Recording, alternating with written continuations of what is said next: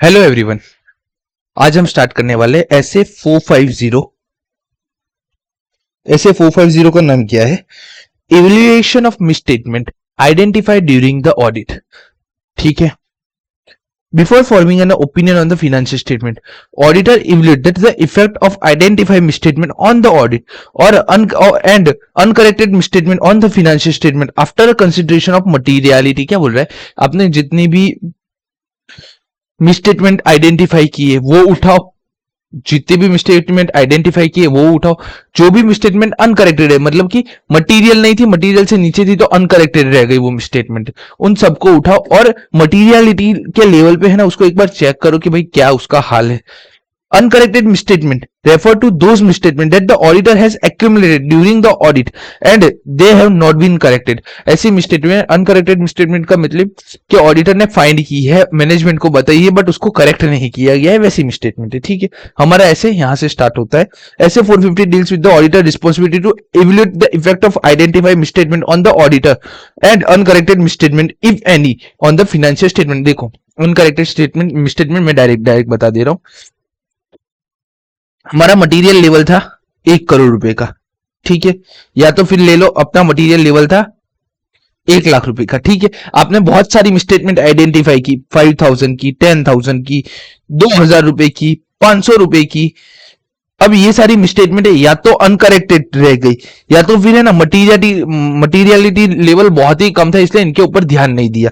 अब जब ये सारी चीजें आप इकट्ठा करते हो तो ये 1.5 लाख की हो जाती है, मतलब कि ओवरऑल अनकरेक्टेड मिसस्टेटमेंट मेरी मटीरियलिटी लेवल के ऊपर चला गया। तो क्या करना चाहिए, उसके बाद सीधा सीधा बात है, इसलिए नाम दिया evolution of misstatement identified during the audit. जो भी मिसस्टेटमेंट मिली है हम उसका क्या करेंगे उसके बारे में बात की। ऑब्जेक्टिव है, 2 ऑब्जेक्टिव है। Effect of the identified misstatement on the audit, जो भी हमें आइडेंटिफाई की है मिसस्टेटमेंट है, हमने जो भी मिली है उसका क्या इफेक्ट हो रहा है ऑडिट के ऊपर। और दूसरी इफेक्ट देखते हैं अनकरेक्टेड मिसस्टेटमेंट, जो भी मिसस्टेटमेंट हम अनकरेक्टेड है उसका हमारे फाइनेंशियल स्टेटमेंट पे क्या होता है।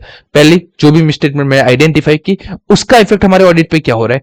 जो भी मिसस्टेटमेंट ने आइडेंटिफाइड की और वो अनकरेक्टेड है, मतलब कि उनको सही नहीं किया, वैसा का था वैसा ही रहने दिया, अनकरेक्टेड मिसस्टेटमेंट का इफेक्ट क्या होता है फाइनेंशियल स्टेटमेंट के ऊपर। ये दो चीजें हमें यहाँ पे देखनी है। अब सबसे पहला accumulation of misstatement identified during the audit. Misstatement बहुत सारी मिली है आइडेंटिफाइड ड्यूरिंग द ऑडिट, तो auditor shall accumulate misstatement identified during the audit other than the those are clearly trivial. Clearly trivial का मीनिंग है भाई जो नजीवी अमाउंट के उसको छोड़ डालो, जो जिसका आप कुछ नहीं कर सकते उन सारी चीजों को छोड़ डालो, उसके अलावा की जो मिसस्टेटमेंट है उसको एक्यूमुलेट करो। मिसस्टेटमेंट में arise from a various factor. Misstatement जो अराइज होगी वो बहुत सारे फैक्टर की वजह से। For example, inaccuracy in gathering and processing data for which financial statements are prepared on the or omission of a amount or a disclosure can result into the misstatement। भाई बहुत सारी आपने इनएक्यूरेसी थी gathering करने में और process करने में डेटा, जिसकी वजह से क्या हुआ कि कुछ चीजें ओमिटेड हो गई या तो फिर कुछ डिस्क्लोजर हम नहीं दे पाए, तो वो सारे मिसस्टेटमेंट है। An entity has a wrongly capitalized machinery repair expense amount rupees 5 lakh resulting the overstatement of a profits, it is an example of misstatement। देखो क्या हुआ, हमने एक मशीनरी बाई की, कायदेसर से ये मशीनरी एक अकाउंटिंग एंट्री के हिसाब से या फाइनेंशियल स्टेटमेंट में एक मशीनरी जो हमने 5 लाख की परचेस की है वो कहाँ आनी चाहिए, तो वो आनी चाहिए बैलेंस शीट में फिक्स असेट के अंदर, machinery account 5 lakh rupees. But हमने क्या किया, इसको एज ए एक्सपेंस ट्रीट कर दिया। अब मैं जैसे ही 5 लाख का एक्सपेंस ट्रीट करूंगा तो क्या हो जाएगा, मेरा प्रॉफिट जो होगा वो ओवर स्टेटमेंट हो जाएगा। ठीक है, तो ये एक तरह की मिसस्टेटमेंट है।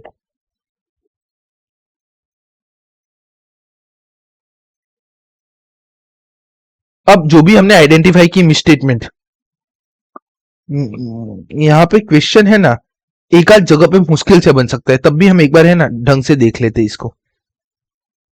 कहां पे थे अपने, consideration of identify misstatement as the audit progress. भाई हमें कंसीडर करनी पड़ेगी मिसस्टेटमेंट जैसे जैसे ऑडिट हमारा आगे बढ़ रहा है। सीधे सीधे यहां से क्वेश्चन आने की चांसेस है थोड़े बहुत। Auditor shall determine whether the overall audit strategy and audit plan need to revise. सबसे पहले डिटरमाइन करो जो भी हमें मिसस्टेटमेंट आइडेंटिफाई हुई है उसकी वजह से मुझे क्या ओवरऑल ऑडिट स्ट्रेटेजी और ऑडिट प्लान रिवाइज करने की जरूरत है।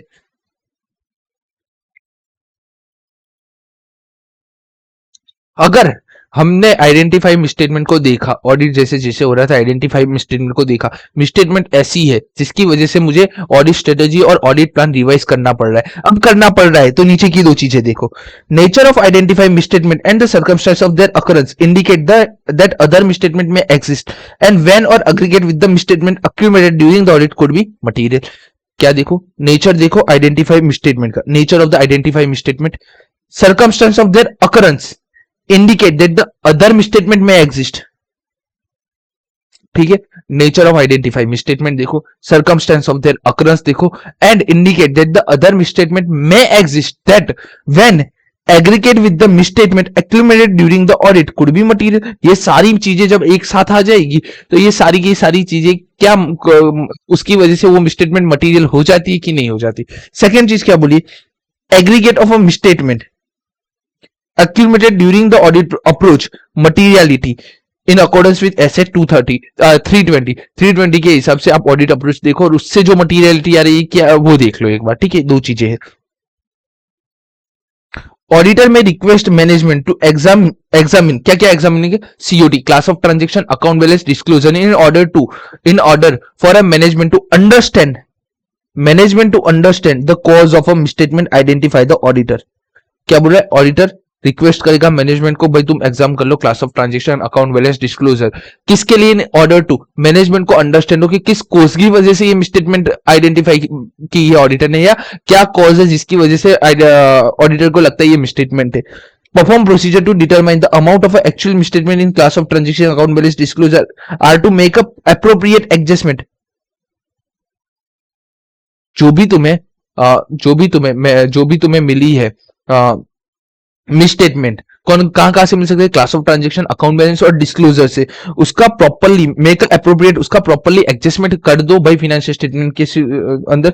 सच रिक्वेस्ट में be made for example based on the auditor projection of the misstatement. ऐसी हम चीजें बोल सकते हैं, हम प्रोजेक्शन करें। देखो क्या हुआ, मुझे 5 लाख की अभी तक में मिसस्टेटमेंट मिली है तो मैं एक प्रोजेक्टेड मिसस्टेटमेंट का कैलकुलेशन कर सकता हूं उसके ऊपर से कि भाई 3 महीने का मैंने वर्किंग किया, उस पर मुझे 5 लाख की मिसस्टेटमेंट मिली है, अभी मुझे कितने 9 महीने का और वर्किंग करना है, उस मतलब कि टोटल 12 महीने का वर्किंग करूंगा तो मुझे 5 चौक 20 लाख की टोटल मिसस्टेटमेंट मिलेगी।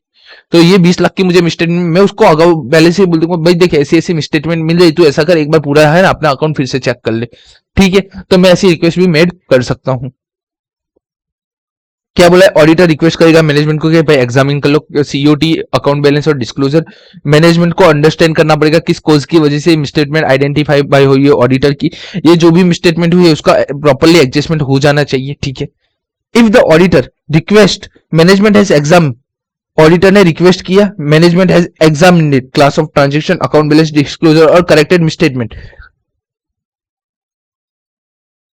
ठीक है, ऑडिटर ने रिक्वेस्ट किया, मैनेजमेंट ने एग्जाम किया, क्या class of transaction account balance और डिस्क्लोजर, और उसके बाद क्या किया, उसने करेक्ट कर दिया मिसस्टेटमेंट को जो भी डिटेक्ट हुआ था।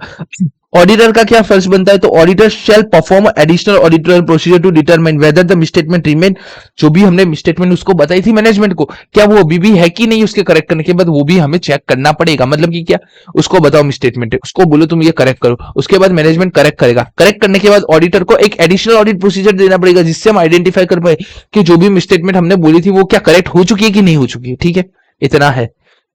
Communication and correction of the misstatement, हमें कम्युनिकेशन करना है और करेक्शन करवाना है मिसस्टेटमेंट का। कम्युनिकेशन किससे करेंगे और करेक्शन कैसे होगा उसकी बातें यहाँ पे हो रही है। तो auditor shell communicate on timely basis all the misstatement accumulated during the audit with the appropriate level of management. ठीक है, यहाँ पे क्या बोल दिया, एप्रोप्रिएट लेवल ऑफ, आप डायरेक्ट मैनेजमेंट लिखो या फिर ठीक है तो अभी चलेगा। Auditor shall communicate on a timely basis all the misstatement accumulated during the audit with the management unless prohibited by law और रेगुलेशन। अगर लॉ और रेगुलेशन बोलता है भाई ये चीजें आपको नहीं कम्युनिकेट करनी चाहिए तो नहीं कम्युनिकेट करनी चाहिए। जैसे कि फ्रॉड 1 करोड़ से ऊपर हुआ हो तो डायरेक्ट सेंट्रल गवर्नमेंट को बताओ, मैनेजमेंट को बताने की जगह 1 करोड़ से नीचे हुआ तो मैनेजमेंट को बताओ ना यार।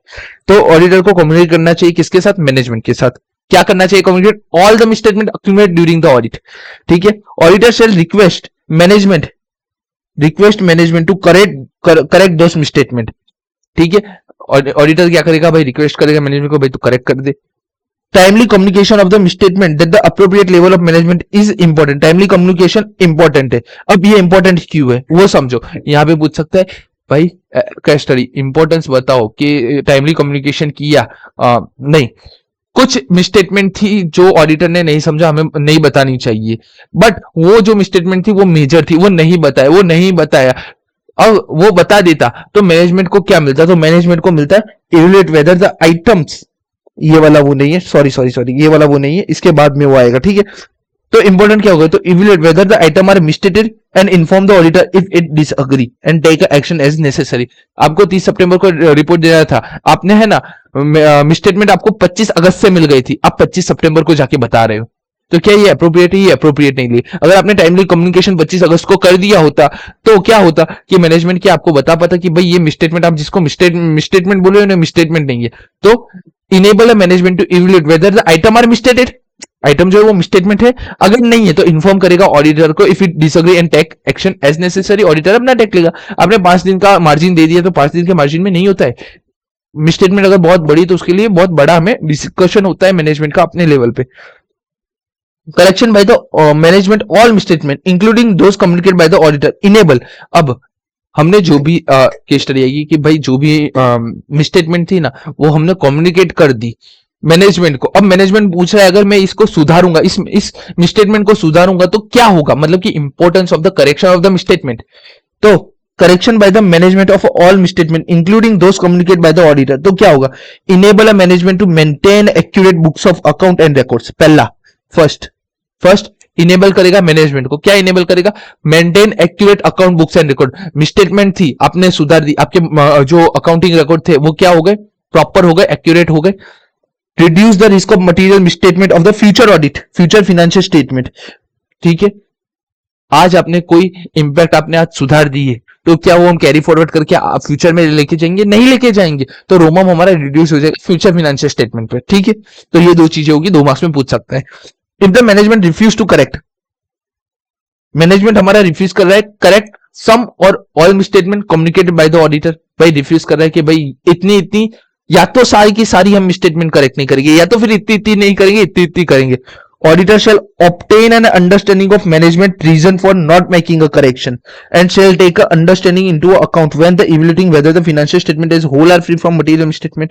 तो ऑडिटर क्या करेगा, ऑडिटर सबसे पहले अंडरस्टैंडिंग लेगा, भाई तुम ये चीजें क्यों नहीं करना चाहते हो। 500 रुपए का आइटम है, बोल रहा है यार 500 रुपए के आइटम करने के चक्कर में हमें बहुत सारी मेहनत पड़ेगी यार, आधा एक पौना एक घंटा चला जाएगा, क्योंकि 500 रुपए एक जगह से हम करेंगे, दूसरी जगह पे उसकी इंपैक्ट आएगी, दूसरी जगह को भी ठीक करेंगे, तीसरी जगह को भी ठीक करेंगे, चौथी जगह को भी, that is the unnecessary. 200 crore के प्रोजेक्ट में 500 रुपए की स्टेटमेंट नहीं ठीक की जा सकती है, तो बोले नहीं हो सकती, तो ऑब्टेन करिए understanding of management to reason for a not making a correction. Okay, उसके बाद क्या करेंगे, अंडरस्टैंडिंग लेंगे अकाउंट्स का कि जो भी हमने मिसस्टेटमेंट दी है उससे हमारे अगर वो मिसस्टेटमेंट अनकरेक्टेड रहती है, अगर मैनेजमेंट उसको करेक्ट नहीं करती है तो क्या हमारा हम फ्री फ्रॉम मटेरियल मिसस्टेटमेंट रहेगी कि नहीं रहेंगे। अंडरस्टैंडिंग लेंगे मैनेजमेंट का रीजन का, और लास्ट में क्या देखेंगे, भाई हम अगर वो करेक्ट नहीं कर रहा है, रीजन वैलिड है, अगर वो करेक्ट नहीं कर रहे तो क्या मैं फ्री फ्रॉम, हमारा statement free from material misstatement रह रहा है कि नहीं रहा है, वो देखेंगे, ठीक है।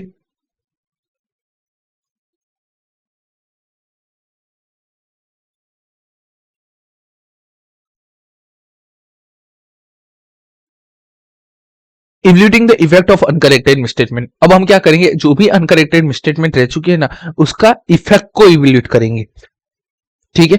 Prior to evaluating the effect of uncorrected misstatement, the auditor shall assess the materiality, determine in accordance with SA 230 का 320 and confirm whether it is remain appropriate in the context of an entity actually result, ठीक है, जाने दो। Auditor shall determine whether uncorrected misstatement are material। सबसे पहले हमें क्या determine करना पड़ेगा, डिटरमाइन जो भी अनकरेक्टेड मिसस्टेटमेंट है वो मटेरियल है। भाई हमेशा कहीं पे भी हम कुछ भी काम करेंगे सबसे पहले हम क्या ढूंढेंगे, भाई चीज मटेरियल है कि नहीं है। Whether auditor has shall determine whether the uncorrected misstatement are material, individual or aggregate in making this determination auditor consider। अगर मटेरियल है तो हम नीचे की दो चीजें करेंगे, अरे मटेरियल है कि नहीं है वो देखने के लिए हम नीचे की दो चीजें करेंगे, ठीक है। तो अगर मटेरियल है कि नहीं है ना, वो नीचे की दो चीजें हम आइडेंटिफाई करेंगे तो पता चल जाएगा। Size and nature of the misstatement, भाई साइज मिसस्टेटमेंट का साइज क्या है और नेचर क्या है, both in relationship to particular class of transaction, account balance or disclosure and the financial statement as a whole and the particular circumstance of their occurrence। भाई size बहुत बड़ा है और उसका नेचर भी बहुत बड़ा है, मतलब कि रिलेटेड पार्टी ट्रांजेक्शन है और 500 करोड़ की फॉर्म में से 20 से 30 करोड़ का है ना मिसस्टेटमेंट वहां पे हुआ है रिलेटेड पार्टी। नेचर कैसा है, हाई है, साइज भी बड़ा है, तो क्या इसको मैं मटेरियल मान सकता हूँ? यस मैं मान सकता हूँ। तो size and nature of the misstatement, उसके अंदर बोथ इन रिलेशनशिप। अब यहाँ पे रिलेशनशिप कैसा है, क्लास ऑफ ट्रांजेक्शन में भी ये हम देख सकते हैं, अकाउंट बैलेंस में भी देख सकते हैं, डिस्क्लोजर में भी देख सकते हैं, या तो financial statement as a whole भी देख सकते हैं। और किस सर्कमस्टांस में, और ये भी देखना जरूरी है किस सर्कमस्टांस में अकर हुआ है। अगर ऐसे कोई सर्कमस्टांस में अकर हुआ है जिसकी वजह से फ्रॉड हो सकता है, छोटा अमाउंट है पर ऐसे सर्कमस्टांस में अकर हो सकता है कि कल उठ के ये बड़ा फ्रॉड का कारण बन सकता है, तो उसको भी हम मटेरियल मानेंगे, भले ही साइज और नेचर छोटा रहा मिसस्टेटमेंट का। ठीक है। Effect of uncorrected misstatement related to the prior period on the relevant class of transaction, account balance or disclosure and the financial statement all effect देखो अनकरेक्टेड मिसस्टेटमेंट की प्रायर पीरियड की। ठीक है, प्रायर पीरियड की effect देख लो, size और nature देख लो, और किस सर्कमस्टेंस में अकर हुए वो देख लो। अब क्या बोले, हम कम्युनिकेशन करेंगे टीसीडब्ल्यूजी के साथ, सब कुछ ढूंढ लिया, आप कम्युनिकेशन करेंगे टीसीडब्ल्यूजी के साथ। देखो अब क्या बाकी, कम्युनिकेशन के बाद भी रिटर्न रिप्रेजेंटेशन, और हम डॉक्यूमेंट क्या करेंगे, तो कम्युनिकेशन। तो सबसे पहले क्या करेंगे, The auditor shall communicate with TCWG सबसे पहले regarding uncorrected misstatement and the effect that they, सबसे पहले भाई ये अनकरेक्टेड मिसस्टेटमेंट है और इसकी ये इफेक्ट होगी, जिसकी वजह से may have on the opinion in the auditor's report, जिसकी वजह से ओपिनियन, ऑडिटर के रिपोर्ट के ओपिनियन के ऊपर इंपैक्ट आएगा। अनकरेक्टेड मिसस्टेटमेंट क्या है, उसकी इफेक्ट क्या है, और उसकी इफेक्ट की वजह से ऑडिटर का रिपोर्ट के ओपिनियन पे इंपैक्ट आएगा। तो uncorrected misstatement effect that they and may have on the opinion on the audit report unless prohibited by the law and regulation, वो तो हर जगह चलता रहता है। Auditor's communication shall be identify materially uncorrected misstatement and auditor shall request the uncorrected misstatement to be corrected. Auditor और क्या connect करेगा कि भाई ये जो अनकरेक्टेड मिसस्टेटमेंट है ना, ये मटेरियल है, उसको तुम ठीक करवाओ ही करवाओ, uncorrected misstatement to be corrected. ठीक है, पहला अनकरेक्टेड मिसस्टेटमेंट बता देगा, उसकी इफेक्ट क्या पड़ेगी ओपिनियन के ऊपर। ओके, दूसरा क्या है, आइडेंटिफाई, वो बताएगा भाई ये अनकरेक्टेड मिसस्टेटमेंट है जो मटेरियल है, मटेरियल अनकरेक्टेड मिसस्टेटमेंट, और रिक्वेस्ट करेगा कि भाई इस अनकरेक्टेड मिसस्टेटमेंट को तो तुम करेक्ट कर ही दो।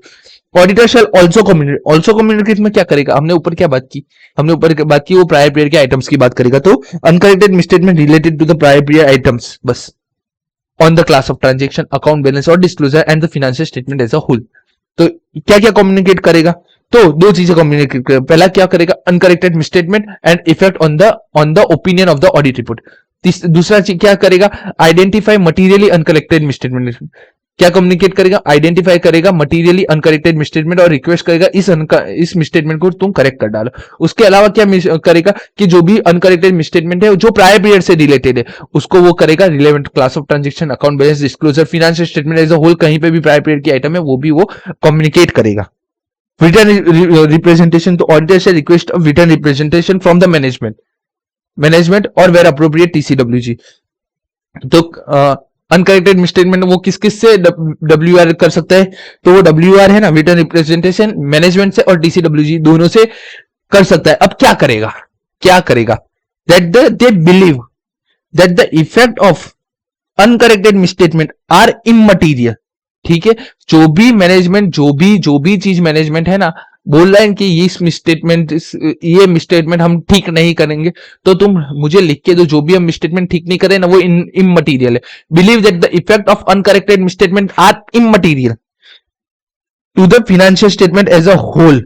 ठीक है, summary of such item shall be include और attach to the written representation. इसकी पूरी समरी बनाओ कि भाई ये चीजें थी जो अनकरेक्टेड थी, जो मैनेजमेंट ने मना किया था, उसको है ना इस रिटर्न रिप्रेजेंटेशन के साथ चिपका दो। सबसे पहले क्या करेगा, रिक्वेस्ट करेगा डब्ल्यूआर, किस के साथ, मैनेजमेंट और टीसीडब्ल्यूजी के साथ। बाद में उस डब्ल्यूआर के अंदर क्या लिखाएगा, उस डब्ल्यूआर के अंदर लिखेगा कि भाई हम बिलीव करते हैं, मैनेजमेंट और टीसीडब्ल्यूजी बिलीव करते थे जो इफेक्ट है अनकरेक्टेड मिसस्टेटमेंट की वो इममटीरियल है to the financial statement as a whole. और उसके बाद ऐसी सारी अनकरेक्टेड मिसस्टेटमेंट को हम लिखेंगे और उसको अटैच करेंगे रिटर्न रिप्रेजेंटेशन के साथ। ठीक है, डॉक्यूमेंटेशन, तीन चीजें डॉक्यूमेंट करते हैं। सबसे पहले amount below which misstatement would regard as a clearly trivial. हमने मटीरियलिटी लेवल बनाया था 1 लाख रुपए, भाई यार 500-600 रुपए का आइटम मिल रहा है, तो वो जो 500-600 रुपए का आइटम है ना, उसको भले ही हम ठीक नहीं करवा रहे, लेकिन उसको हम हमारे डॉक्यूमेंट्स के अंदर इंक्लूड करेंगे। Shall include amount below which misstatement would be regard as a clearly trivial. All misstatement accumulated during the audit, सारी मिसस्टेटमेंट जो अक्यूमुलेट हुई है during the audit, whether they have been corrected, और वो corrected हुई है ना तो अभी हम लिखेंगे। फ्यूचर ऑडिट के लिए यार, फ्यूचर ऑडिट में भी हम क्या है, रेफरेंस लेके बता सकते हैं कि यहाँ यहाँ मिसस्टेटमेंट होने के चांसेस हो सकते थे, इनके पहले थे, अभी भी हो सकते। तो clearly trivial amount below which misstatement would regard as a clearly trivial, कि इसके नीचे अमाउंट आएगा तो हम देखेंगे ही नहीं, उसको भी तुम रिकॉर्ड करोगे।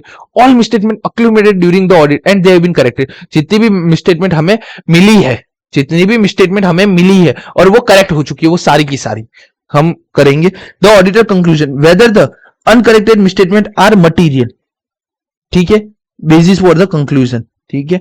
मैनेजमेंट ने तो बोल दिया भाई ये चीजें हम अनकरेक्टेड है, इस चीजों को हम करेक्ट नहीं करेंगे क्योंकि ये इमटीरियल, बट ऑडिटर को लग रहा है ये मटीरियल है, तो ऑडिटर क्या करेगा, ऑडिटर जितनी भी अनकरेक्टेड मिसस्टेटमेंट है उसको जो भी मटेरियल लग रहा है वो लिखेगा और उसका कंक्लूजन भी लिखेगा कि उसको मटेरियल क्यों लग रहा है, ठीक है। ये तीन चीजें, सबसे पहले क्लियर ट्रिवियल, बाद में all misstatement accumulated during the audit and they have been corrected, and whether the uncorrected misstatement are material and that the basis of the opinion conclusion.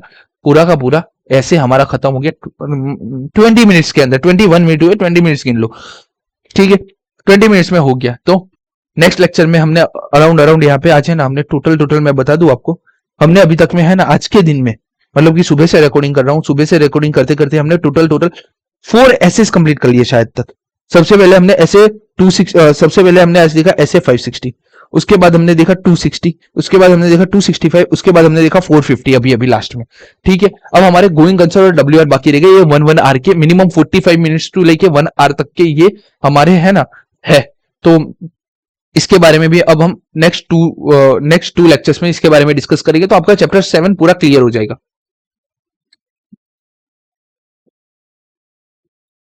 मिलते हैं नेक्स्ट लेक्चर में।